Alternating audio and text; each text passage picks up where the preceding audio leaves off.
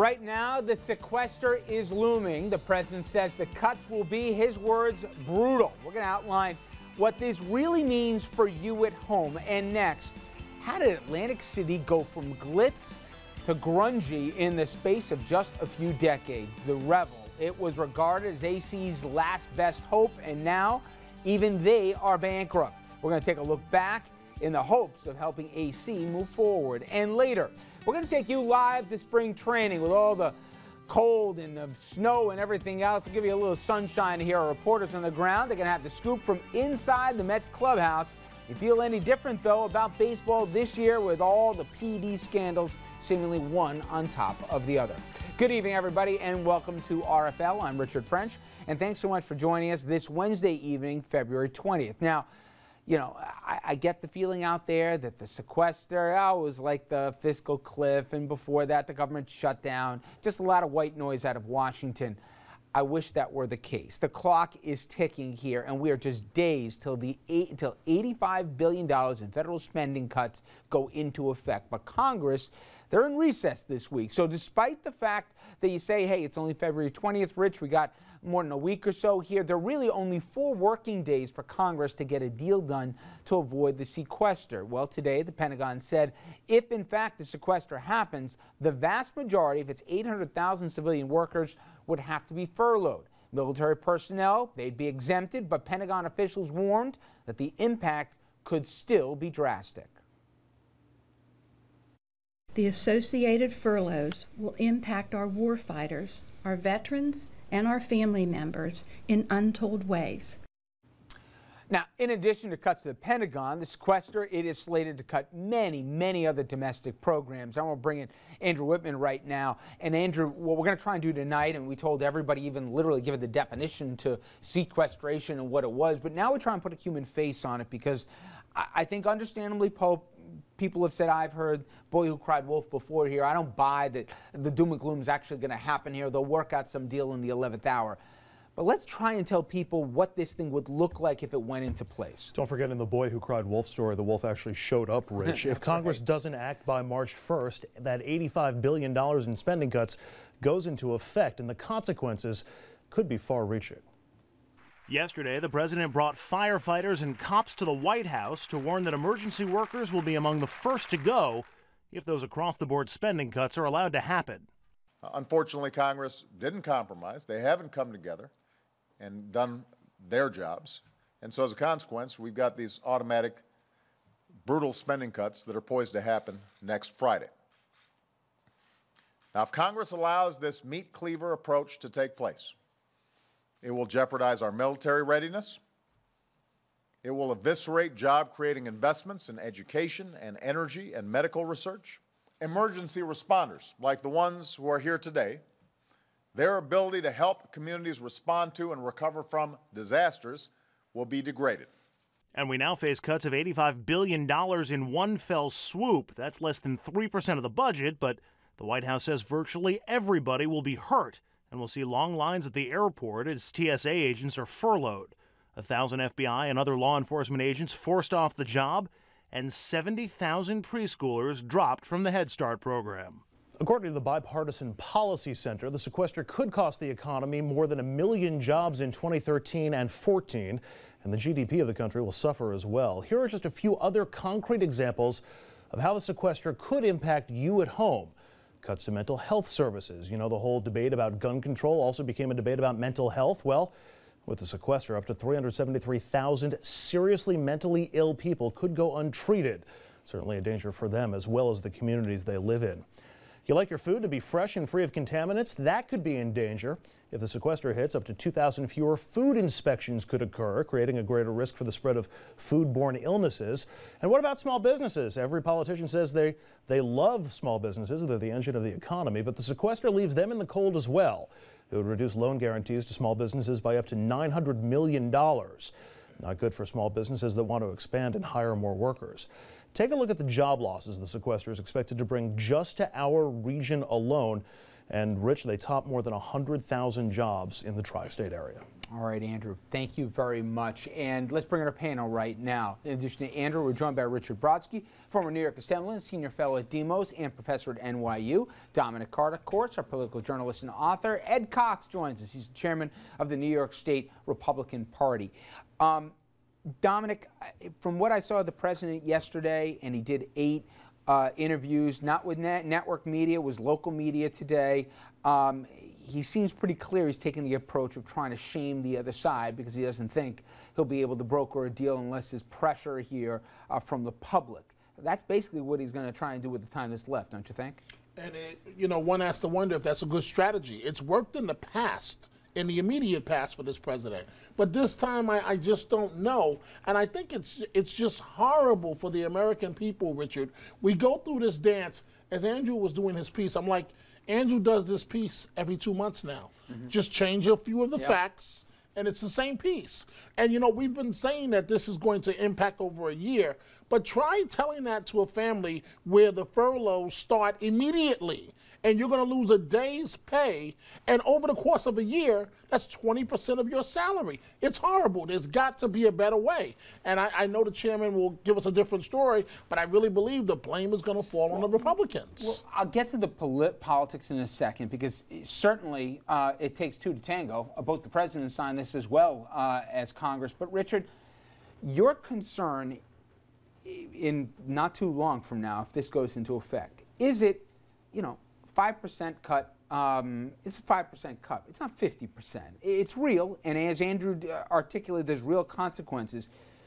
But is your bigger fear that this is more to the macro issue of the economy? Well, you got the volatility, uncertainty, you got the market, you got all those things that go into play at the wrong time. Another emergence of a concept that keeps popping its head up, and whack-a-mole like you try to smack it down, and it's called austerity. The notion that the fundamental way we fix the economy is by massive cuts in both taxes and public spending. It doesn't work. It's not good ideology, it's not good economics, it's not good politics, yet there's a strain of the Republican Party that's married to it. And as long as, because this is a contest of ideas, as long as austerity is viewed as a legitimate response to our present situation, this is going to happen again and again. There may have to be reductions in out-year growth and entitlements. That's a different subject. That's not what this is about. But this didn't happen in a vacuum. The president signed off on this too. It didn't happen, this wasn't a brainchild of Paul Ryan that he hatched in the dark of night. The president signed off on this too. It was the only response to a recalcitrant Republican majority at a time in which austerity was, frankly, more legitimate than it is now. Look, you want to blame, the president's to blame, the Congress is to blame, but the question is how you focus on a remedy has to do with whether people will essentially try to drive this crazy austerity notion in the short run. And I think there's a real chance it'll happen. Ed, the thought was when this was first basically hatched as a remedy to the last crisis we were in, was that the 7% cut to the Defense Department was going to be such a poison pill that Republicans would never go to the very end here and accept it, even if they liked some of the cuts to some of the other departments in the federal government. If this happens, are you concerned that the blame at best will be shared equally with the president and Congress? And as many are suggesting, the president saying, don't blame me if this goes through, I'm ready right now to call off the dogs, that the Republicans will be blamed for stuff, as Andrew said, that the real public can touch and feel. They can see this. They'll understand what's going to happen in a few days right now if this goes into effect. Look, the sequester is a device that was created by the president in the summer of 2011, so there'd be no spending cuts till after his reelection. He benefited by those lack of spending cuts before his reelection, and now he's got to live with the device that he created. And the fact is, it's only $85 billion out of an almost $3 trillion budget. It's running a $1 trillion deficit. And I agree with you. You need to have more cuts in the out years with entitlements and things like that. But it's the president's job to come up with those cuts now in order for this to get done. What would it be like if you weren't chairman of the Republican Party? Because you're a smart guy. Come on. No. Let's pretend no one's But listening. everything I told you is a fact. The president created this. So it was passed with bipartisan support. It got lots of Republican votes in passing also. This is not just the president's. This was about the debt ceiling at the time. And Yes. we were because up against there that. couldn't be a It deal was a way out on of the that. debt ceiling. But what's your solution? How do you get out of this? How do you get out of this? Yeah. What you need to do is you need some spending cuts now. You cannot go along with $1 trillion deficits as far as the eye can see, or else we're going to end up with like. Why not, guys? What about a payroll tax? But you also, what if we the put a president payroll has to tax come in up place? entitlement cuts also. Would you think both parties could live if they reinstated the payroll tax? No, that's not what this is about. That you can raise the revenues you need without rate increases. You can do it with fixing the loopholes, but that's not the point. We were making some progress here. I don't know why you had to stick your nose in. The question is, Richard Brodsky Live. Go ahead. as that, please. I know what he wants to say. He wants to raise taxes. No, revenues. that's not what I want to say. That already happened with the fiscal cliff, $600 billion. Let me say what I want to say. It's time to cut spending and to cut some You entitlements. just put out a proposal Rationalizing that has some reasonable elements to it. Don't quote me. Can you deliver the Republican House? The House? Oh, the House is ready. The House is ready to do what you just said? You bet. They've already done it. They've come out with budgets time and time. The president hasn't come out with a budget in 3 years now. Are they willing to come up with a balanced approach to avoid the sequester? They will come out. Look, the sequester is about cutting spending and about cutting the out years with respect to. No, it's not about the out years. You know better. Yes, it takes effect immediately. It's cuts to the immediate. I understand the immediate future. I understand that. But if what you said is the way it should be done, the president should come up that he has to lead. He hasn't led to date. But Mr. Chairman, we're in the middle of a tenuous recovery. Why would you want to hurt the recovery and cost people jobs and hurt the economy in the short term for a long-term problem that has a potential to be more dangerous than it is, but hasn't really impacted the country that badly yet? $85 billion out of $1 trillion deficit. Give me a break. I don't agree that this is one of these, and I part company with some on the progressive side, that we don't have to have some systemic changes here because the debt every single year. Think about how much we just pay in interest in service. Jobs because of the debt? I didn't say that. I said you have long-term entitlement issues that have to be addressed, and that includes reducing expenditures there. But you don't. What this is blackmail and leverage. One false move, and I'll pull the trigger. It makes no sense. How about your president coming up with those changes to entitlements? Well, how about the president doing that? That's a good idea. He said he's willing to do it in the State of the Union. That is not he what has the always said he's willing to do it, but he has never done it. That's not what the sequester is about. You're blackmailing people. He's a leader. Guys, I have a question. He should come up with an alternative We both to know this. even if this goes into effect, it's not going to last in perpetuity. Somebody will work out something in the end of March. It'll be this perfect self-inflicted pain that we seem to rely on Washington for. What's the impact of that's going to be?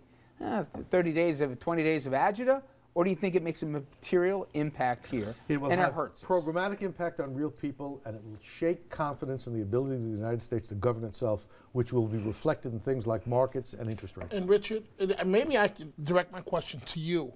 On the Republican side, how do you say cut, but then they don't want to cut in their district? Cut everywhere else, but don't touch my district. My district is untouchable. Oh, hold it. That's Democrats as well. Richard will tell you that. Yeah, that's absolutely. universal. Right now, apparently the calls to the White House and also the leadership is saying, I'm begging you, please, please, not the base in my district here. And some of the loudest voices saying, we got to take a meat cleaver to this, we got to cut the government down. They're the same ones calling and begging to have their district spared. There's some phoniness, to Dominic's point, going on right now, which to me, of the ideological purity of some people saying to reduce the government unless it deals with their district. And that's the part that, Incidentally, the president's saying, okay, let's raise taxes, let's close loopholes. That's going to hurt jobs in the economy also. Take your choice. You have to cut the deficit. By the way, closing loopholes was an idea that Mitt Romney talked about during the campaign, so it's not exactly. Yeah, but he was for closing loopholes and you lower tax rates. You balance them.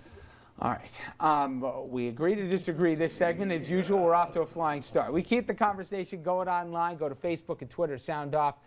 Who do you point the finger at if this sequestration happens? And I think it will. Do you look to the president or do you look to the grand old party? When we come back after this quick break, we're going to take you back in time to the heyday of Atlantic City. Well, thought a year ago there might have been a return to those times with the Revel opening up, but already they've announced bankruptcy. Has Atlantic City just played its last hand? We're going to get into that and more after this.